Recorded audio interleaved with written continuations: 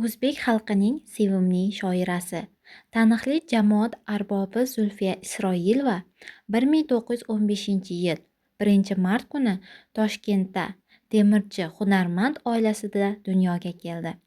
Shoira xotin-qizlar bilim yurtida o'qigan vaqtlaridayoq adabiy to'garaklarda she'rlar mashq qila boshladi. 1935-1938 yillarda O'zbekiston Fanlar akademiyasining Til va adabiyot institutining aspiranturasida tahsil oldi.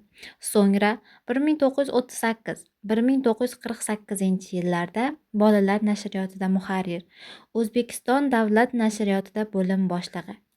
1950-1953 yillarda esa O'zbekiston Xotin-qizlar jurnalida bo'lim boshlig'i. Keyin esa bosh muharrir bo'lib ishlay boshladi. Zulfiya 17 yoshida yozgan Hayot varoqlari birinchi she'rlar to'plami bilan Oydin Muzayyana Alaviya va Siya Tillaxonova safida adabiyot olamiga kirib keldi. Zulfiya ijodi kamolotga o'zbek va rus mumtoz adabiyoti, xalq og'zaki ijodi va jahon adabiyoti an'analarining roli benihoya bo'ldi.